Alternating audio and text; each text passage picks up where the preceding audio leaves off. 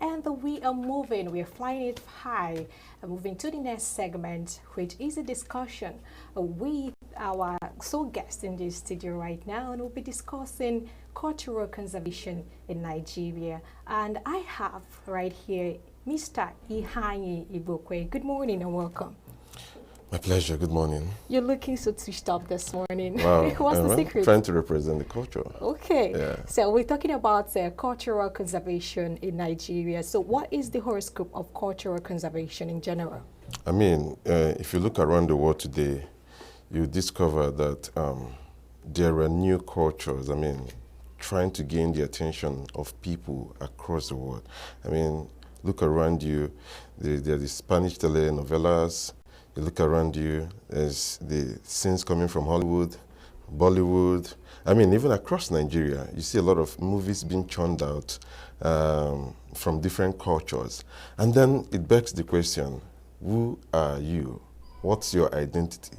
How do you self-preserve? And how do you promote and document your culture? And that's where the organization I work for, the Center for Memories, comes in. Because we are a repository of the history, the culture, the identity, and the excellence of the Igbo people in the Igbo. So, yeah, well, what we try to do is to, document and tell the story of everything that concerns the Igbo people. So what is the importance of the culture conservation, especially in the face of globalization and modernization? You have mentioned your Center for Memories. What is its importance? What is the main factor, the main reason? I mean, the importance cannot be overemphasized, right? Because the Igbos would say, so today we see a lot of imported cultures, and within our cosmology, within our worldview, those things are not in existence. I'm not saying we cannot, learn from other people and progressives, but it's not everything out there that should be learned. When you look at it, you evaluate it through the spectrum of your worldview, cosmology. If it aligns, fine, because the Igbos have one of their major characteristics, Njepo. Njepo is sojourn. Across the world, there's this funny thing they always say. If you want to know a very habitable location across the world, there are three things you need to find at the Catholic Church, and Coca-Cola, and then the Igbo person. So anywhere you do not see these three identifiers, then that place is not habitable. But the Igbo, I don't know if you see the trend on social media now. So people identify you with their Igbo heritage. I've seen Igbo Taiwanese, Igbo Pakistanese, right? So Njepa means when you sojourn, you carry your whole essence, everything you have. That's where we go there. We find Ndi Igbo in America Association. Then as Ndi Igbo in America. Yeah. So this is our attributes. And then when we are coming back, we bring all of the good we find in that location and bring it. That way, we are maintaining that balance, because one other principal Igbo characteristics is balance. That is why we have this dual complementarity. Ifekolo, Ifakudebeya, Inwe Nwoke, Inwe Nwanyi, Inwe Elu, Inwe Ala, Inwe Nigeria, Inwe America. So with that balance, the world is not tilted to one corner. Okay, I would like to ask you another question about what the Center for Memories of Enugu State, your Enugu State chapter, what it does, or it contributes to the preservation of Nigerian culture. But before that, I've had Igbo diaspora, Igbos in diaspora.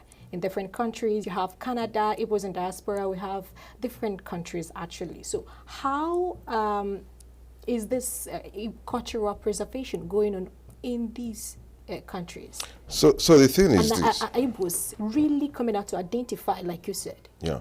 So the thing is this. The center is an institution that was established by Ndibo. Right? And the choice of Enugu State is simply because of what Enugu means to Ndibo. Over the years, Enugu has been the capital of the Southern Province around 1912. Enugu has been the capital of the old Eastern region. Enugu has been the capital of the Font Republic of Biafra. Enugu has been the capital of the old Anambra State, East Central State first. Enugu has been the capital of old Anambra State. Enugu has been the capital of old Enugu State, and Enugu still remains. So in our sojourn, in our journey, you see the place of Enugu. We've had other proposals to establish the center elsewhere. We do not want to do that because we want to centralize the story of Ndi Igbo around Enugu. That's one. Then there's also a certain way we tell these stories. We compartmentalize Ndi Igbo in diaspora, Ndi Igbo in Nigeria, Ndi Igbo in Ala Igbo. Okay. Right? So these categories also helps us in the way we do our work, because you know that culture is dynamic, culture is evolutionary, but in the process of it all, it's important to preserve your core. The core is very important. When you lose your core, you begin to see people doing a lot of things that are out of the Igbo cosmology without any principle or ideology backing it up. But when you maintain the core, whatever people are doing, any way they want to do it, the core still remains and is visible. And that is one of the, you asked the question, why is it important? It's also important because identity is fundamental to development. When you step into Kaduna, you don't need to be told that you are in the north. When you step into Ogun State, nobody needs to tell you that you are in the center of Yoruba culture. But what is the hallmark when you step into, say, Onitsha, Asaba, Abakaleke, Imo, do you see anything that tells you that you are? We are beginning to lose. We have the Igbo architecture. When you evaluate, you see the principal things that makes up the Igbo architecture. Every city should have a smell. Do you recognize it? I mean, so these things are very important. Somebody may ask why. The Igbo, the ancestors of Ndi Igbo, were very strategic. Today we talk about algorithms, we talk about computer machine learning and all of that. But what if I told you that all of the things you seek, the Alpha, Ndi Igbo had it? Because it was built on the binary system. The principle, the fundamental principle of all of this technology we're talking about today, by the Igbo people. So what changed? What changed? Why what changed was, I mean, you can trace the evolution. One, we had a conquest. So we, in 1885, when African nations were balkanized, by the European, authorities, a lot of them made inquest into Africa, and then divided us. We never lived as Ndi Igbo. We lived in our communities, in the Arochukwu, in the Nri, all of those. And then they divided us, and then we saw the need, because we share similar cultural traits and all of that. We share the need. We saw the need to come together. That's one. Then, but, the Anglo War, 1901, 1902, meant that a lot of things were taken away from Arochukwu. Then you go to a Ekumeku War, within Anioma land, over 35 years. I don't want to talk about the other ones across, because my interest is in Ali Igbo, I'm sorry. But it's very important to state that this is where it started. Our people never documented the way we do now in contemporary times. You get a book, you get a paper, you research, and then you put it in a database. We didn't document that. What we documented with were our objects, our artifacts. Those things you call ROC, it's not just ROC. Okay. The story of the people, even the colors. When you see, we don't call masquerades. They are not masquerades. It's not right to call them masquerades, because that's a derogatory word. So we call them maxed beings or incarnate beings. Maxed beings. Yeah, because what it means to our spirituality and cosmology is different from the way the Westerners perceive them. So when you say masquerade, you are denigrating that sacred institution. And that is why today you see a lot of people do what they do. And you understand where it is coming from, because they are wearing masquerade according to the Eurocentric view. Yeah. But what it means to us, and those who try to preserve those things, you find out that those still remain incarnate beings, because when you look at the Igbo cosmology and our worldview about existence and where we, destination in life, you understand the intentionality of the masquerade. Since inception, the youth is kind of showing apart to this when it comes to cultural heritage, cultural practices in Igbo land. The youth are not well acquainted with what's happening, the trend and all of that. So what is your, what is the center? What is it functioning? What is it doing, to curb this particular thing? So again, I'll come to tell you about another way we do our work. So the center stands on a tripod. Makonya, ta, nechi. Makonya, ta, nechi. So when you look at Onya, you find out that the Onya encapsulates our past, our journey, our essence, right? Makonya stands about the evolution that we have witnessed so far and those who will carry it on to Echi. And then the Makonya, you see that they're mostly going to be young people. In fact, at the center, we'll try to make it intergenerational so that Indonya will be missing within the Tata. Okay. And then so that they will not lose the essence of what it means to be Igbo, Onyi Igbo, or what it means to be part of Ndi Igbo, right? So all of our programs, you are going to see some of these dynamics reflected in our programming and in our mission and in our practice. We believe that the young people should play a critical role. So look at me, I'm the director at the center. I mean, I'm not an old person, and most times people come to the center, they look for the director. They expect to see an old man, gray-haired, and then I show up, and then, are you the director? You know, so, and then the people I work with on the management level are all young people. You may see a lot of the older people in the board and in the patrons, but in the management level, you're going to see that. That's first. Secondly, in the work we do, if you were at our event on Saturday, the Jengala, you find out that 80% of the people who were there are actually people who are between 16 to 30. And looking at you, are you a chief? Your place, you have this embodiment of Igbo, Igbo heritage.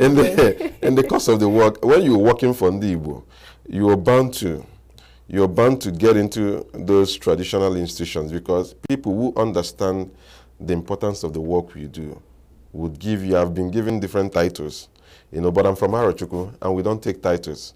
So, but for the respect I have for the people I work for, when they bestow these titles on you, you take it. But when I get into Arochukwu, I drop all of those titles because nobody will recognize that. So I'm also first Onyaro before Onyibo. Yeah, so you have to maintain those balance anywhere you find yourself. Talking about what happened on Saturday, let's take a look at this video. Today we'll be telling a story in fashion, and I hope you have an amazing time this evening. God bless you all. Thank you.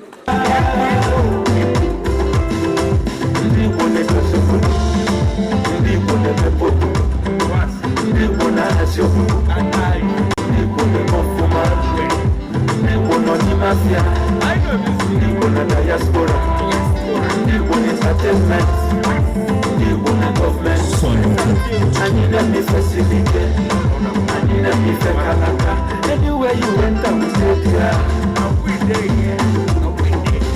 I want I never see beautiful people. Mama guy, if you never born you anymore, I can have anymore. Mama guy, if you see me, call me anymore. I can have money. Mama guy.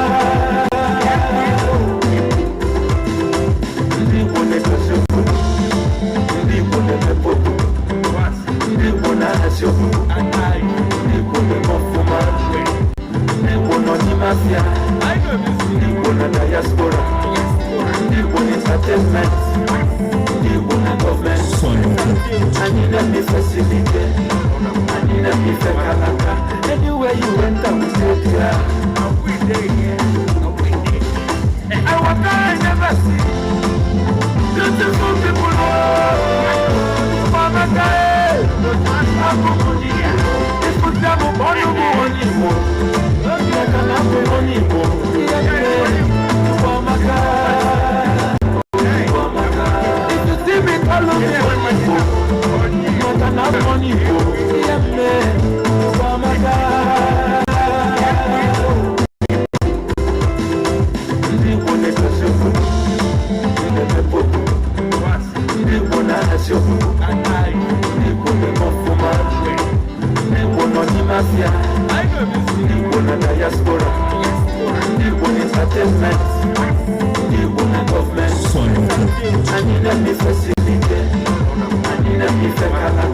Anywhere you went, I will stay there.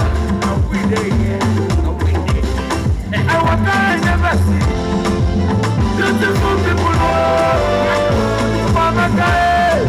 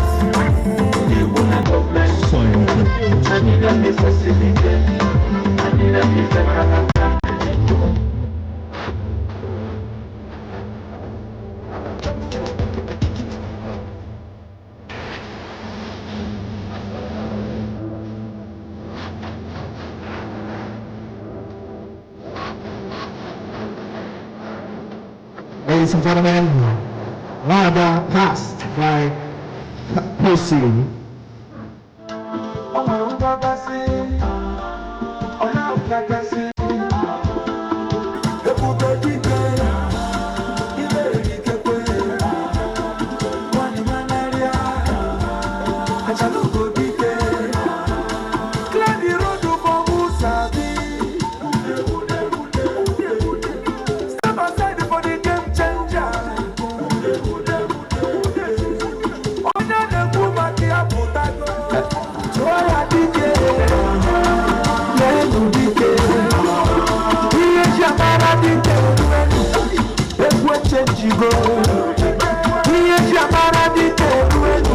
Ladies and gentlemen, Wavo is passed by Zito Fashion.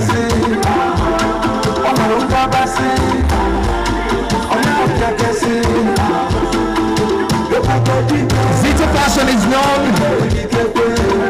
real name, Zito Igiligi. As you can see, the president is showing forth.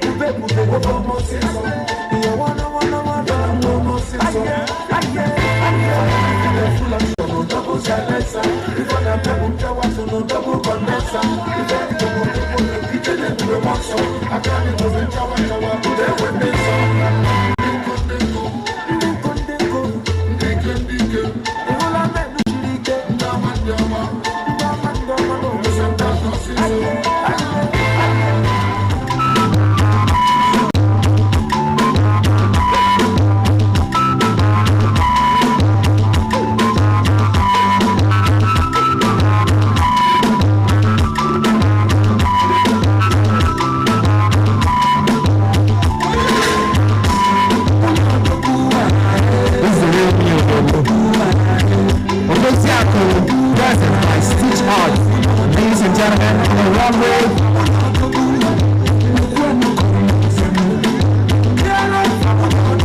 some of you that are married can attest to the fact that this is how it should be, especially in present day Igbo land.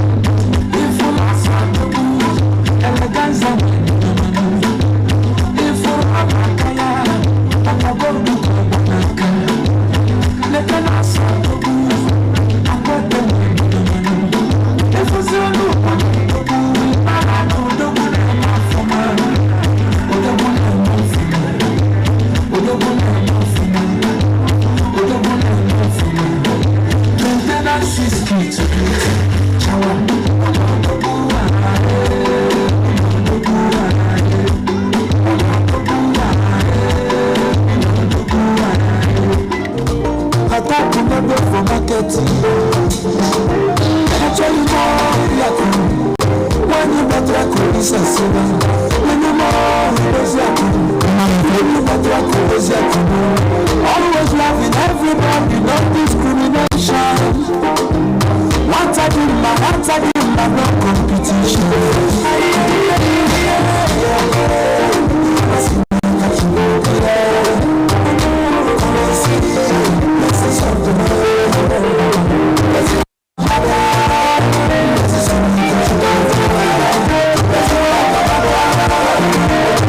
Ladies and gentlemen, you can see right this side.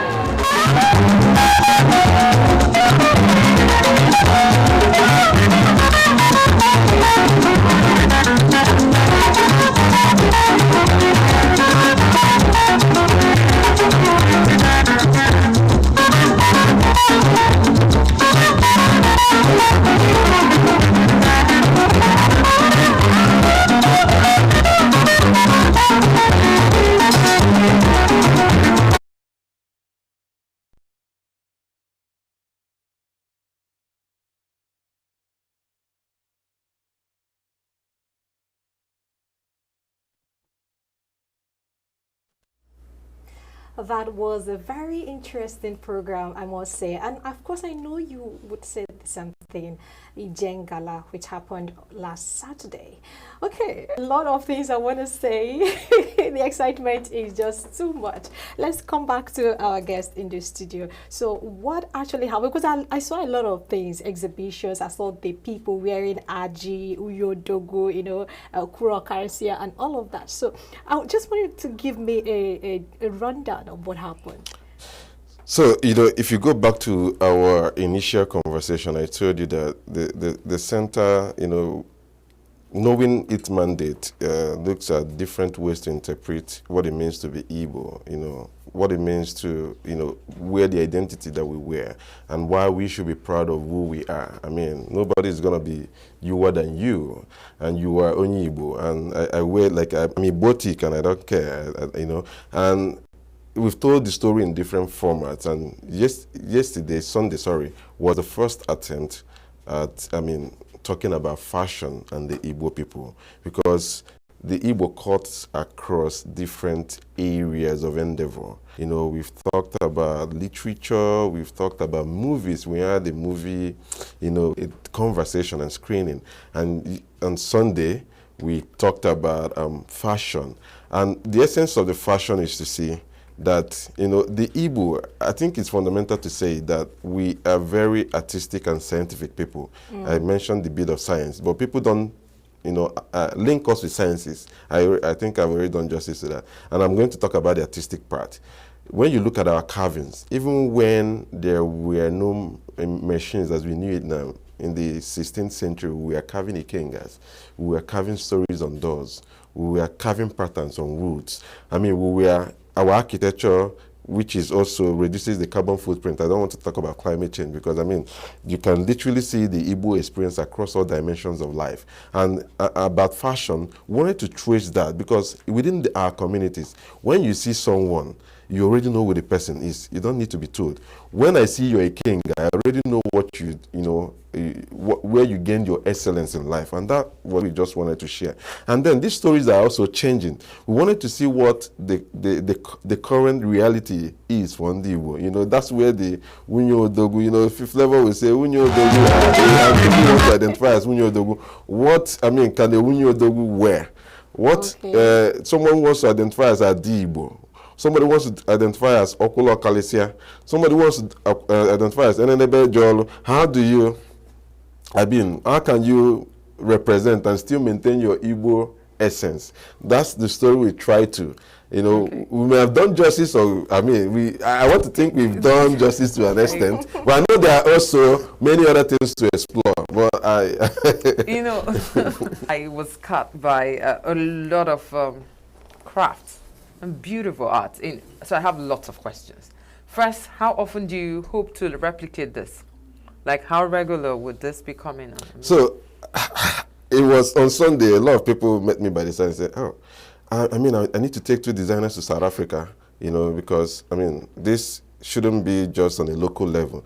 These things we saw here could, compete with any designer. New York Fashion Show, Johannesburg Fashion Show. I have an event coming up in November in South Africa, African Fashion Awards. I'm taking 2 designers. Without losing the essence. Without losing because it's about, you talked about the fact it's about Ndibo. It's about Ndibo. So that you don't carry it to South Africa and it loses the essence. It I mentioned what do you call it? So multicultural is a thing now. Multiculturalism is a thing. So, there's a platform where everybody can come and show who they are without losing their self. So we can take this to South Africa, projecting the Igbo identity, and still, maintain. So is it the center that organizes the crafts? So the Center for Memories in collaboration with Salty and Styles by Salty and Glochi Couture, right? So these 3 people came to have the initial conversation. But when we realized that just the 3 of us cannot do this, we decided to look out for other partners, where media, accessories makers, and makeup artists, every other person within that industry were brought in. So there's so many things we need to move. However, before we make that move forward, you mentioned this is a global television. You mentioned Maka Unya Ta Nechi. Can you explain it in English? What's Unya? In English, Yeah, I what's mean, ta? our work is, we look at the past, Okay. right? Study, unya. yeah, Okay. study today, akatata, and then make projections, makechi, Okay, tomorrow, Echi the is future. tomorrow. Yeah, yeah. Okay. Then you said something about Arochukwu people, they don't wear title. They don't take on title. Why is that? So the highest recognition for Ndiaro is Mazi, Why? right? Because I mean, onye nna ya dị ndụ, someone whose father is still alive can never be a Mazi. What's a Mazi? Nwa Mazi. I mean, Mazi, okay, I don't think English, Igbo to English always, I mean, always carries the, the weight of what it means, but I'll try. You don't think it will do justice? It won't do justice. Just try, Mazi is just an equivalent of Mister. But the difference is that in English, anybody can become a Mister. But in the Aro cosmology, onye nna ya dị ndụ can never be a Mazi. You can only become a Mazi when your father leaves this plane, and then you give him his full burial, what do you call it, rights, and then you can now ascend and become a Mazi. So onye nna ya dị ndụ, is that it? Mazi. What is onye nna ya dị ndụ? Is that a title or is it No, something? someone. I was only trying to say that a person whose father is still alive, Okay. onye nna ya dị ndụ, Okay. yeah, can never be a Mazi. I have a cousin. The father is 99 this year, and I mean he's 63, and he's Mazi, as old as he is. So even I have to talk before. Sorry. Okay. So Mazi you're Mazi now. I'm Mazi. Oh, okay. Oh. So Mazi now is equivalent to the oldest. I mean, as long as your father is still alive and your father gave birth to you and you're a man, you're not a Mazi when your father is alive. How do I explain that? Do they also bestow any title? Is there like Ezzy or I mean for the ladies, The lady, if you're a wife, you're Mazi, you are Nye Mazi, that's Nye Mazi, Okay. Nye Mazi, or if you're a daughter of a Mazi, you are Ada Mazi. Okay, and if the father is not alive, what is that called? You continue to be Ada Mazi. Nothing changes for you. Nye. Nye is wife That's to what I'm saying. Mazi. Even for the late husband, is Nye Nye Mazi. Mazi, yeah. Okay, And and Nye if- Mazi is always Nye Mazi. That's what I'm saying. But if is a man that the father is still alive, is Nye Nwa. Nye Mazi. Lita, I don't know if you're chilled by that. Nwa Mazi. Yeah, you got it. Lot, You got it. to Yeah. accumulate. And the funny part is that when you move across the different Igbo communities, they have their peculiarities. This is just for Arochukwu. And if I talk about other communities, I can also tell you the peculiar thing about them in their own rights. Yeah. Okay, well, so we saw the different arts when it was showcased, when we were seeing it. What's the literal representation of the arts and the craft? When, I mean, for instance, there was a lady that had like a pyramid kind of scarf on her head, and the other lady with, do they have literal representation? Okay, so the thing, one of them is actually influenced by, so there's this man, I'm trying to remember his name, I met him, but his father did a lot of documentation. The father traveled across Nigeria, I think that was within 1920s and thereabout, documenting different hairstyles. Yeah, he's a Benin man, right? The man documented different hairstyles across Nigeria. And we were in Benin and we were talking. I spoke to him about the possibility of collaborating with him to showcase the documentations of his father from the eastern part. And so some of the examples we saw, we shared with the designers, the accessory, what do you call them, and what do you call them? The guys who make hairs, who plait hairs. Okay. So we The shared hairstylists? hairstylists, yeah, thank you. Okay. So we shared some of those ideas with them and they tried to replicate. But beyond what we share with them, there was no literal interpretation. But maybe if we successful of that exhibition with the guy, we could have a lot of further details. Okay, you said something about the fact that someone whose father is alive is not called Mazi. But your current, Arochukwu. in Arochukwu, but your current king, the father is still alive. So would you call him small king? I do not want to go into that controversy because it's so sad to say that the Abia State government is supporting what is not right. The person who is on the throne, I don't want to, I mean, I don't want to stir controversy. The person, no president whose father is alive can be Eze Aaron. And the person who is currently on the throne, the father is about 8, and he can't be the Eze Aaron. So there's another person who is supposed to be the Eze Aaron. But I don't want to go into the controversy of the entire situation because the situation we have in Abia State is principally fueled by the governor of the state, and it's not right. The present governor of the state or the past? Yes, the present governor of Abia State, and it doesn't make it right. But let me... No, but we are on national TV and international TV, global TV actually, and people would want to know so that we're not in the dark. You know, if we are talking... The matter is before the court. I think the matter is before the court, and and again, I represent the Center for Memories. We've not taken any position on this, and I think whatever I say may be taken as the position of the center. I don't want to bring. Maybe if we step aside, I can share my own opinion. I'm so sorry. Belinda, please. Okay, I think we have to move on. But honest, okay, talking about the fact that the father is still alive and he is... Automatically, it takes you away from the conversation. Yeah. Is the kingship, is it transferred? Is it inherited or is it conferred? Like, can it be conferred on any individual? No. Or is it inherited? So there is... in Arochukwu, the family that gets the king is called the Okennachi family, right? And within the family, everyone knows who is the next to be the king, or Arianzu. Is what we call Arianzu, someone who is known to be the next, just in case this other person dies. But I think it's a matter of spirituality. You know, when you become the Ezra, you become the traditional spiritual leader of the community. So, but this one, I said I don't want to go into this country, and you were pushing me into it. That's all right. This one is a pastor, a redeemed, and the other person is the traditionalist. And because of some people's idiosyncrasies, they feel that, I mean, we do not need to allow a traditional, I mean, but let me just leave it. I'll spill the tea already. Looking at what happened, the program, you know, the Ingala. So what would you say are the challenges faced by your organization? I mean, there are multiple. I mean, I think everybody knows what the major challenge is in running an organization or running an event in this. One is that you're faced with a primary cost strain of funding. I mean, funding is, I know I should have said that last, but it's instrumental to say it. Our people do not invest in the region.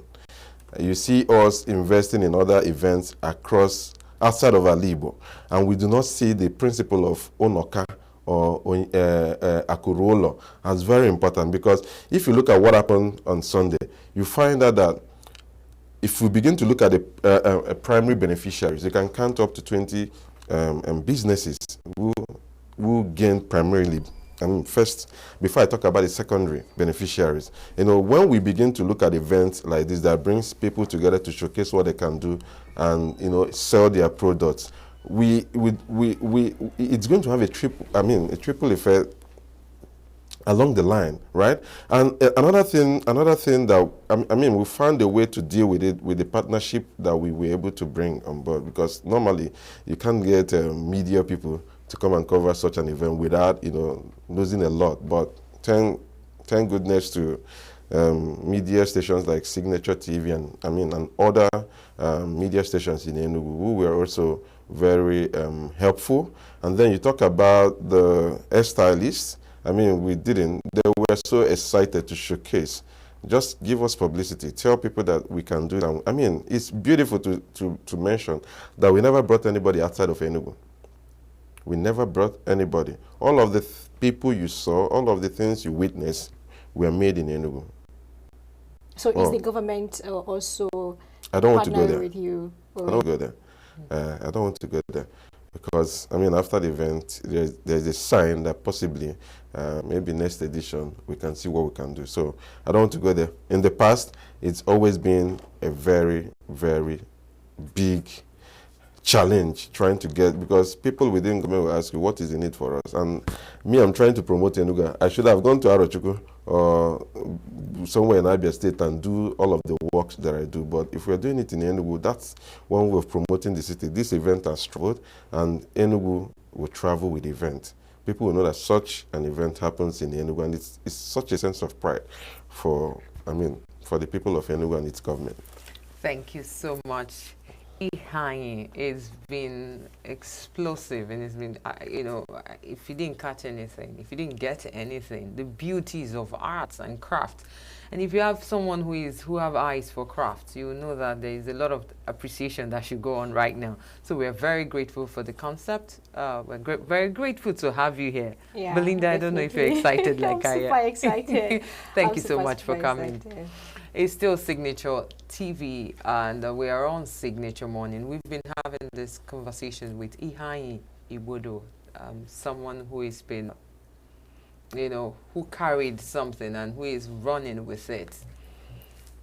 It's actually what we would continue to go on with. Is something we will continue to run with until beyond now. We would have like a good communication in our society to appreciate what we have. I think the whole essence, like he's been preaching, is appreciating what we have, and that's so much. All right, and coming up next will be